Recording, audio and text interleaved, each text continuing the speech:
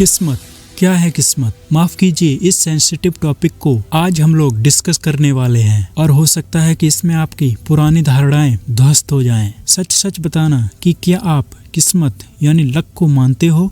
लेकिन इससे पहले कि हम किस्मत पे बात करें, मैं आपको एक स्टोरी सुनाना चाहूंगा, एक रियल लाइफ स्टोरी। ये कहानी है साल 2001 की और ये कहानी है इन दो लड़कियों की जिनका नाम है लॉरा वक्सटन और ये दोनों ही इंग्लैंड की रहने वाली थीं। ये दोनों लड़कियां तस्वीर में तो साथ दिख रही हैं, लेकिन इनका मिलान किस्मत से हुआ था। इनमें से पहली लॉरा वक्सटन जो स्टैफोर्डशायर में रहती थी और उस वक्त सिर्फ 10 साल की थी। एक दिन वह अपने ग्रैंड पेरेंट्स की 15th वेडिंग एनिवर्सरी सेलिब्रेशन के दौरान एक हीलियम से भरा बैलून आसमान में छोड़ती है, जिसमें वह एक नोट भी लिखकर चिपकाती है और उस नोट में अपना नाम और एड्रेस भी फिल करती है और साथ ही एक कमेंट भी करती है कि जिसको भी ये बलून मिले वो मुझे वापस कर दे। वह गुब्बारा हवाओं के साथ साथ उड़ता हुआ 225 किलोमीटर दूर मिल्टन लिलबोर्न पहुंच गया। वहां ये बलून एक व्यक्ति को झाड़ में उलझा हुआ मिला। उसने वह बलून उठाकर अपने पड़ोस में रहने वाली एक 10 साल की बच्ची को दे दिया, जिसका नाम भी लॉरा वक्सटन था।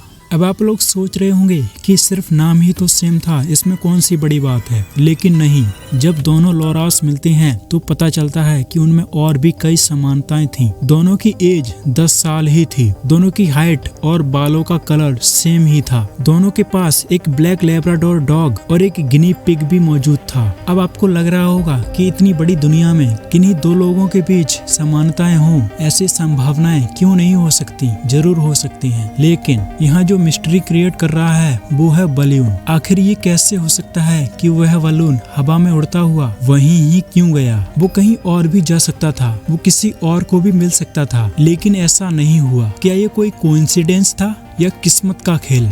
ये कहानी जब लोगों ने सुनी तो उन्हें भी आपकी तरह यकीन नहीं हुआ था, लेकिन ये कहानी सच है। ये कहानी उन लोगों के लिए एक रियल रेफरेंस है जो किस्मत को लेकर हमेशा द्वंद में रहते हैं। इस वीडियो को दो तरह के लोग देख रहे होंगे, पहले वो जो किस्मत को मानते हैं और दूसरे वो जो किस्मत को बिल्कुल नहीं मानते। जो लोग किस्मत को बिल्कुल नहीं मानते उनके लिए मेहनत यानी हार्ड वर्क और कंसिस्टेंसी ही सब कुछ होती है, पर जो लोग किस्मत को मानते हैं, उसमें बिलीव करते हैं, उनके अनुसार हमारी लाइफ में जो कुछ भी होता है वो ऑलरेडी लिखा हुआ है और इस ब्रह्मांड में एक डिवाइन फोर्स है, एक दैवीय शक्ति है जो हमारी लाइफ को कंट्रोल करती है। वहीं दूसरी ओर कोइंसिडेंस यानी संयोग एक ऐसी चीज है, एक ऐसी रैंडम इवेंट है जो बिना किसी प्लानिंग के होती रहती है, ऐसा कुछ लोगों का सोचना है। लेकिन इसके पीछे क्या वजह हो सकती है? कई साइंटिफिक स्टडीज ये मानते हैं कि किस्मत का सीधा रिलेशन हमारे माइंडसेट, डिसीजन और एक्शन के साथ होता है। साइंटिस्ट का मानना है कि जो लोग अपने आप को लकी मानते हैं उनका बिहेवियर पॉजिटिव होता है। इस वजह से उन्हें नए नए अवसर, न्यू अपॉर्चुनिटीज मिलती जाती हैं। एक स्टडी में ये देखा गया कि पॉजिटिव माइंडसेट वाले लोग ज्यादा सक्सेसफुल होते हैं क्योंकि वो हर परिस्थिति में डटे रहते हैं। मतलब साइंटिफिक नजरिए से देखा जाए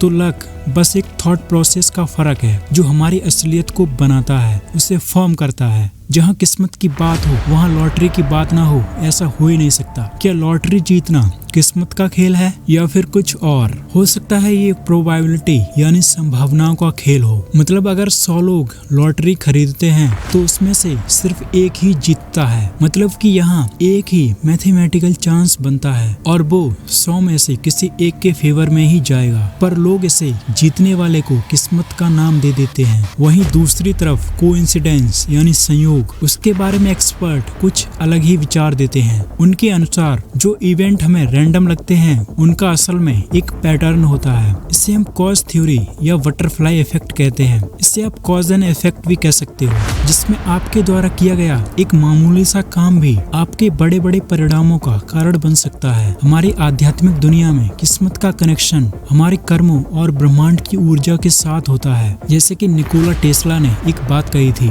if you want to understand the universe think in terms of energy, frequency and vibration. Tesla के इस विचार पर बेस्ड फ्रीक्वेंसी वाइब्रेशन थ्योरी एक गणितीय गणना के जरिए लक को समझा सकती है, जिसमें एक इंसान की average vibration frequency 60 to 72 hertz के बीच में होती है। लेकिन जिंदगी में बदलाव तब होता है जब ये फ्रीक्वेंसी 62 हर्ट्ज से नीचे या 72 हर्ट्ज से ऊपर जाती है। जब आपकी वाइब्रेशन फ्रीक्वेंसी 62 हर्ट्ज से 58 हर्ट्ज तक या उससे भी नीचे ड्रॉप होती है, तब आपकी ओर फियर, स्ट्रेस, एंजाइटी की वाइब्रेशंस अट्रैक्ट होती हैं। क्योंकि कोई भी वाइब्रेशन एक एनर्जी होती है तो वो आपकी ओर अट्रैक्ट होती है। नेगेटिव एनर्जी या नेगेटिव वाइब्रेशन आपके लक फैक्टर के सभी एलिमेंट को निगेटिवली इम्पैक्ट करते हैं, जिससे आपके बनने वाले काम भी बिगड़ने लगते हैं। तब आप कहते हैं कि यार मैं कितना अनलकी हूँ। शायद आप मेरी बातों से रिलेट कर पा रहे होंगे। पर वहीं इसके उल्टा, जब आपकी वाइब्रेशनल फ्रीक्वेंसी अबव 72 हर्ट्ज से 74 हर्ट्ज या उससे भी ज्यादा होती है, तब आप पॉजिटिव चीजें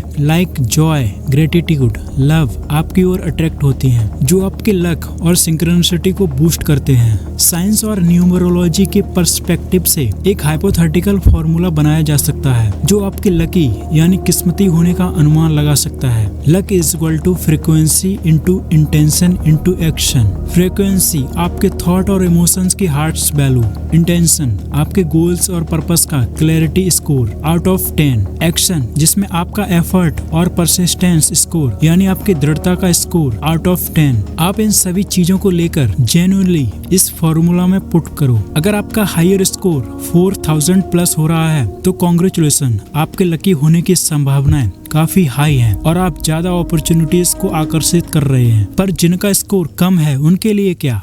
किस्मत, लक, नसीब, भाग्य हमारे लिए कितनी रहस्यमय चीज है और इससे बदलने के लिए हम क्या क्या नहीं करते। हम घोड़े की नाल को दरवाजे पर लगाने से लेकर लकी कैट को अपने पास रखते हैं। हम लकी ताबीज को भी अपने पास रखते हैं। लेकिन इनसे क्या हुआ? क्या आपकी किस्मत चमकी? हो सकता है कि आप में से कुछ की किस्मत वाकई में चमक गई होगी, क्योंकि आप जाने अनजाने में एक जबरदस्त टेक्निक का यूज कर रहे थे, द बिलीफ फैक्टर टेक्निक। ये टेक्निक भी लक को चमकाने की कई टेक्निक्स में से एक है, जिसे विश्वास सिद्धांत भी कहते हैं। और ये एक बौद्धिक सिद्धांत है जिसके अनुसार जिस भी चीज पर विश्वास किया जा रहा है वह संभवतः सत्य है। मतलब अगर आप एक लोहे की कील को भी अपने जेब में ये सोच के रखते हो ये आपके लिए लकी है, तो संभवतः वह कील आपके लिए लकी साबित होगी।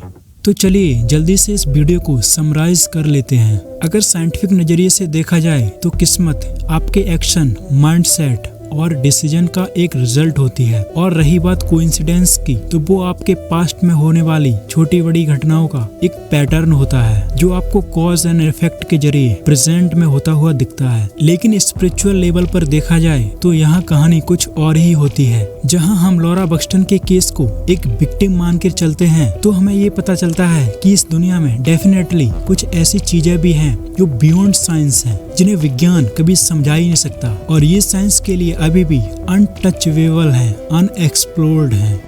तो बताइए